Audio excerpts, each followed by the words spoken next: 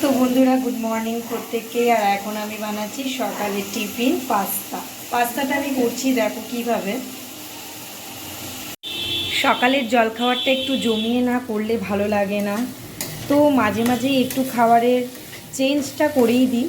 কারণ কখনো পাস্তা কখনো চাউমিন, আর ওদিকে ফুটছে জল। এখন আমি পাস্তাগুলোকে জলের মধ্যে ভিজিয়ে দেবো, ফুটন্ত জলে। তো বন্ধ করে দিলাম। আর এই দেখো পাস্তার কৌটোতে পাস্তা ভর্তি। তো এখন এই পাস্তাগুলো সমস্ত দিয়ে দিলাম। তো পরিমাণ মতোই দিলাম, অনেকের সবার হয়ে যাবে, 3-4 জনের তো হয়েই যাবে। তো এবার পাস্তাটা আমি দেওয়ার পর এখন কি করবো বলো তো, হালকা করে একটু ঢেকেই দেবো। এই দেখো পাস্তাটা একদম ভিজিয়ে দিলাম, ভিজিয়ে আমি এখন এটাকে একটু ঢেকে দেবো। এবার যখন সেদ্ধ হয়ে যাবে নিজে থেকে আমি জলটা ছেঁকে নেব। আর এদিকে আমি তৈরি করছি সবজিটা খুব তাড়াতাড়ি হয়ে যাবে ভাজা। তারপর দেন আমি এর মধ্যে একটু মশলাপাতি দেব। মশলা বলতে আমি সিম্পল মশলাই ইউজ করি, যেহেতু বাচ্চাও খায় বড়রাও খায়। আমি দিই হচ্ছে ম্যাগি মশলা। যখন ম্যাগিগুলো আসে, আমি ম্যাগির প্যাকেট থেকে তো পুরো মশলাটা দিই না ম্যাগিতে, তো তখন মশলার প্যাকেটটা আমি রেখে দিই। আর সেই মশলাগুলো আমি কৌটোতে জমিয়ে রেখে দিই। আর যখনই পাস্তা করি আলাদা করে মশলা কিনতে হয় না, সেই মশলাটা এত টেস্টি হয় ম্যাগি, পাস্তার মধ্যেই দিয়ে দিই। তো দেখো ভাজা ভাজা হচ্ছে। আমি এখন 2 রকমের মশলা দিয়ে দিলাম। এই একটা মশলা, আর একটা মশলা আমি দিচ্ছি ম্যাগি মশলা। 2 রকমের মশলা দিয়ে দিলাম। খেতে যা স্বাদ হবে না, অসাধারণ লাগবে। এবার হালকা হালকা করে আমি নাড়াচাড়া করে নেব। তারপর ডিমটাকে ফাটিয়ে এর মধ্যে দিয়ে দেবো। আগে সবজিগুলো একটু ভাজা ভাজাবো, এখনও তো ভাজা ভাজা হয়নি, কারণ একটু সময় লাগে না। ওদিকে দেখি যে আমার পাস্তাগুলো কীরকম অবস্থায় রয়েছে। দেখো পাস্তাগুলো একদম সেদ্ধ সেদ্ধ হয়ে এসছে।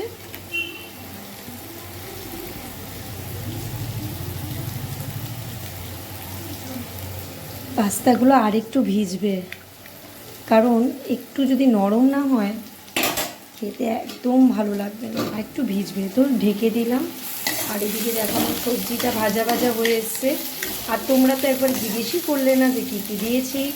এর মধ্যে দিয়েছি carrots, beans, capsicum, potato and onion আর টমেটো। এই সব কটা ভেজিটেবল দিয়ে আমি বানাচ্ছি পাস্তা। এবার পাস্তার মধ্যে আমি ডিমটা দিয়ে দেবো। ডিমটা হয়ে এসছে, ডিমটা আমি ভেঙে নিয়েছি। এই দেখো ডিম, আমি এখন এর মধ্যে ডিমটা দিয়ে দিলাম। এবার ডিমটা মাঝের মধ্যে দিয়ে ভাজা ভাজা করতে থাকবো। তারপর আমি পাস্তাটা দিয়ে দেবো। এই দেখো এর মধ্যে মিক্সড হয়ে গেল, খেতেও ভালো লাগবে স্বাদে। আর আমি এখন একটু লবণ ইনক্লুড করে দেব। তো এর মধ্যে একটু লবণ দিয়ে দিলাম, লবণ দিয়ে ভাজা করতে থাকলাম। আর কোনো মশলা আমি এর মধ্যে দেব না। আর একটু সস দেবো আমি নামানোর আগে। আর আমি এখন চিলি সসটা বেশি দিচ্ছি না, কারণ বাচ্চা খায় তো, এত সস টস দিয়ে বাচ্চাদের খাওয়ানোটা ঠিক না, পেটের প্রবলেম হয়ে যাবে। তাই আমি সসটাই একটু ইনক্লুড করি যে কোনো রেসিপিতে। আর চিলি সসটা যখন চিলি চিকেন, চিলি মাশরুম এই সমস্ত করি, তখন আমি চিলি পনির করি তখন দিই। আর এখন আমি দেবো না, সকালের খাবার একটু হালকা করাটাই ভালো।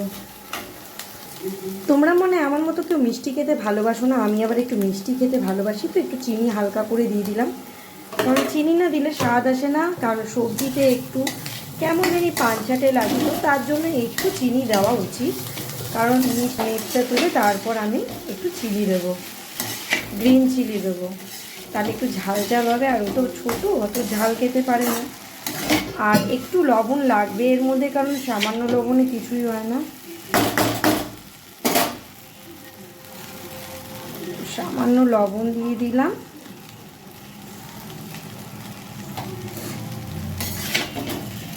এখন এটাকে একটু স্টিমটা বাড়িয়ে দিলাম। এবার তাড়াতাড়ি করে পাস্তাটা রেডি করতে থাকি। এবার এর মধ্যে আমি হালকা করে, দেখেছো কতটা সুন্দর লাগছে দেখো।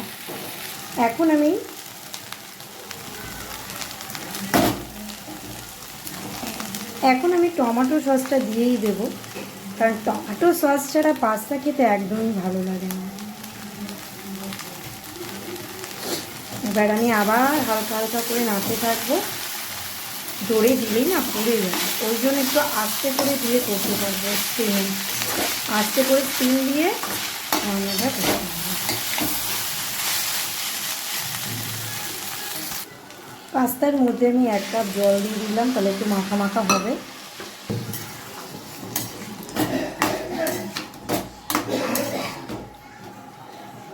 পাস্তাটা রেডি হয়ে এসছে, কি সুন্দর লাগছে দেখতে পাস্তাটা।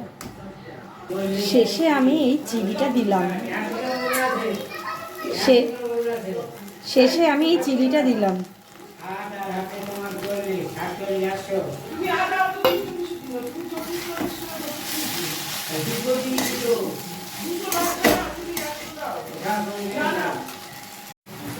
লাস্টে আমি পাস্তাটার টেস্ট বাড়ানোর জন্য একটু ধনেপাতা দিয়েই দিলাম। দেখছো ধনেপাতা দিলে আরও সেন্টটা ভালো লাগে, পাস্তার খেতেও খুব ইয়াম্মি লাগে। হ্যালো, পাস্তা রেডি হয়ে গেছে, একদম রেডি হয়ে গেছে। তোমাদের কেমন লাগলো অবশ্যই কমেন্টসে জানিও। Bye bye, tata.